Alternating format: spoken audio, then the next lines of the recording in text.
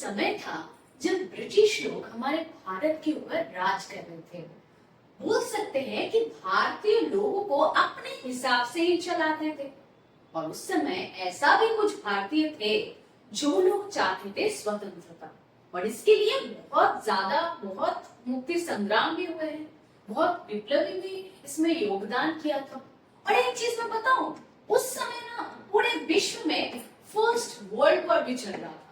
माना कुल मिला के एक गंभीर परिस्थिति था पूरे विश्व में, जहाँ पे भारत ये फर्स्ट वर्ल्ड वॉर में डायरेक्टली कभी ज्वाइन किया ही नहीं था, लेकिन इनडायरेक्टली देखा जाए कि इंडियन जो सेना है या फिर फॉर्मर्स भी जो है, इंडियन लोगों को बेसिकली एज सेना जो है फर्स्ट वर्ल्ड वॉर में यूज किया गया था।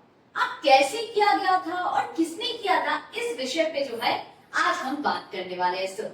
सो hi, my name is Shipra. Minsha academy में आप सभी का बहुत बहुत स्वागत है। आई होप कि आप सब लोग बहुत ही अच्छे होंगे। मिंशा एकेडमी, जहाँ पे 2D 3D एनिमेशन वीडियोस की मदद से आपको बहुत सारी चीजें जो है सीखने को मिलती है। इससे आपकी जो एजुकेशन है वो काफी ज्यादा इजी हो जाता है। तो लेट्स स्टार्ट। सो बेसिकली जैसे कि मैंने आपको बताया कि उस समय गंभीर परिस्थिति था, जहाँ पे एक तरफ फर्स्ट वर्ल्ड वॉर चल रहा है पूरे विश्व में, उसके साथ साथ ऑब्वियसली इंडिया तो ब्रिटिश के अंडर में था ही, तो भारत की परिस्थिति जो है वो काफी खराब हो रहा था और दिन में दिन और भी खराब होता जा रहा था। तो ये इस समय लोगों के अंदर जो है नेशनलिज्म का एक फीलिंग आया। तो पहले हम जान लेते हैं कि नेशनलिज्म एक्चुअली है क्या। सो बेसिकली एक आइडियोलॉजी है, ये किसी को हम दिखा नहीं सकते, बट ये हमारे अंदर की एक भावना है। बेसिकली जब हम किसी भी देश के लिए, मतलब अपने देश के लिए लॉयल्टी रखते हैं, डिवोशन रखते हैं एंड अपने देश को प्यार करते हैं, उस जो फीलिंग है उसको बोला जाता है नेशनलिज्म। जैसे एक समय था जब भारत में ब्रिटिश लोग जो है राज कर रहे थे और हमारे इंडियंस जो थे वो चाहते थे इंडिपेंडेंस, स्वतंत्रता चाहते थे। तो उस समय जो भारतीय लोग थे जो अपने देश के लिए लड़ रहे थे, अपने जान देने के लिए भी दो बार नहीं सोच रहे थे, ये जो फीलिंग है अंदर का कि हमको स्वतंत्रता चाहिए ही चाहिए, ये जो फीलिंग है बेसिकली इसी को बोला जाता है नेशनलिज्म। तो ये नेशनलिज्म का फीलिंग लेके उस समय चल रहा था एंटी कॉलोनियल मूवमेंट कि आप लोग जो है ब्रिटिश लोग यहाँ से चले जाओ, आप लोगों की कोई जरूरत है हम लोगों को नहीं है।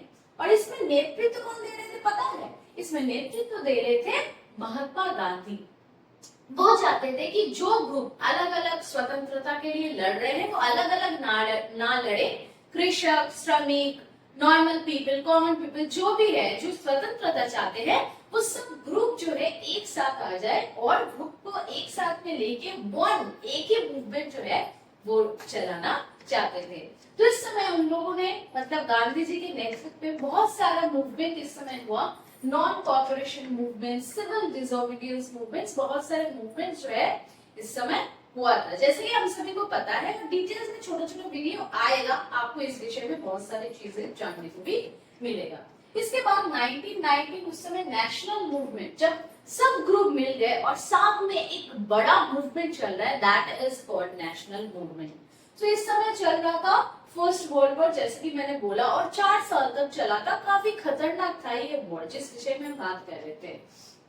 तो इस समय जो है इकोनॉमिकल बहुत सारे चेंजेस आया और साथ में पॉलिटिकल भी बहुत सारे चेंजेस जो है इस समय आया था। अब मानो किसी देश में वॉर चल रहा है, तो उस समय क्या बनेगा? सोने की गहने, साड़ी, कपड़े नहीं। ऑब्वियसली नॉर्मल सी बात है कि उस समय जो है सिर्फ डिफेंस की जो चीजें हैं वही बन रहा था, और जो भी इंडस्ट्री बना हुआ था उसमें बस युद्ध के लिए जो जो सामान चाहिए था, बस वही चीज जो है बन रहा था। और इस समय जो है उस समय बोला जाए कि लोन लेके भी वो लोग, ब्रिटेन के पास इतना पैसा था नहीं, तो बेसिकली वो लोग लोन लेके भी उस समय सिर्फ और सिर्फ जो डिफेंस के लिए चीजें हैं वही बना रहे थे। और उस समय बेसिकली ये जो कस्टम ड्यूटीज है ये भी काफी ज्यादा बढ़ गया था। इस समय देखा गया कि टैक्स भी आया, इनकम टैक्स। आप कुछ भी यूज कर रहे हो तो आपको टैक्स देना पड़ेगा। इस टैक्स से क्या होता था कि इंडिया की हर चीजों में वो ब्रिटिश लोगों ने टैक्स लगा दिया। जो भी पैसा वहां से अर्न होता था वो अपने युद्ध के लिए वो लोग व्यवहार करते थे। मतलब देखा गया कि इनडायरेक्टली डायरेक्टली इंडिया जो है फर्स्ट वर्ल्ड वॉर में नहीं था, लेकिन इनडायरेक्टली पैसे की सप्लाई कर रहा था इंडिया ही। सिर्फ पैसा नो, इसके अलावा और भी बहुत सारी चीजें थी जो लोग सप्लाई कर रहे थे। बिटवीन 1913 से लेकर 1918 की अगर बात करें तो उस समय एक्सट्रीम हार्डशिप चल रहा था लोगों का। अब ऐसे मैं क्यों बोल रही हूँ, बिकॉज ऑफ उस समय मानो कि एक कृषक है, जो कृषक का काम क्या होता है, वो एक्सपर्ट होते हैं फार्मिंग में। लेकिन उस समय देखा गया कि उन लोगों को ही सोल्जर बना के जो है फर्स्ट वर्ल्ड वॉर में डाल दिया गया। बोला कि आप लोगों को युद्ध करना है, आप काम मत करो, आप युद्ध में चले जाओ। तो इस समय क्या हुआ, बेसिकली वो लोग गुस्सा हो गए, उन लोगों को बहुत गुस्सा आया और धीरे धीरे देखा गया, क्योंकि हमने देखा है कि फार्मर जो है उन लोगों को वॉर में भेज दिया गया है। तो फार्मिंग जो है पहले मानो बहुत सारा चीजें जो है फार्मिंग होती थी, सब्जी वगैरह, लेकिन धीरे धीरे देखा गया कि वो प्रोडक्शन जो है कम हो गया। अब मान लो जब खाना ही लोगों को नहीं मिल रहा है तो ऑब्वियसली भूखमरी तो होगा ही। साथ में उस समय और नया एक आफत आ गया, वो क्या था, वो था इन्फ्लुएंजा, एक ऐसा बीमारी जिससे कि पूरे भारत के लोग धीरे धीरे मर रहे थे। मानो एक तरफ भूखमरी है जब खाना नहीं मिल रहा है, दूसरा तरफ क्या है, दूसरा तरफ है बीमारी। तो इस वजह से देखा गया according to the census of the 1921 के जनगणना के हिसाब से अगर देखा जाए कि ये जो भूखमरी थी और ये जो बीमारी थी, इसकी वजह से 12 to 13 मिलियन पीपल जो है वो मर जाते हैं। एक तरफ लोगों को भेज दिया जाता था वार्ड में, जो कि कृषक है उसको पकड़ के वार्ड में भेज दिया जा रहा है, दूसरी तरफ भूखमरी, खाना नहीं मिल रहा है, बीमारी साथ में। तो उस समय जस्ट लोग इंडिया का यही प्रे कर रहे थे कि प्लीज ये सब चीजों से जो है हम लोगों को मुक्ति मिले और हम लोगों को स्वतंत्रता मिले। लेकिन जब फर्स्ट वर्ल्ड वॉर खत्म हुआ, फर्स्ट वर्ल्ड वॉर तो खत्म हो गया, लेकिन देखा गया कि उन लोगों को बोला गया था फर्स्ट वर्ल्ड वॉर के बाद तुमको स्वतंत्रता हम दे देंगे, फ्रीडम दे देंगे, लेकिन वो नहीं मिला।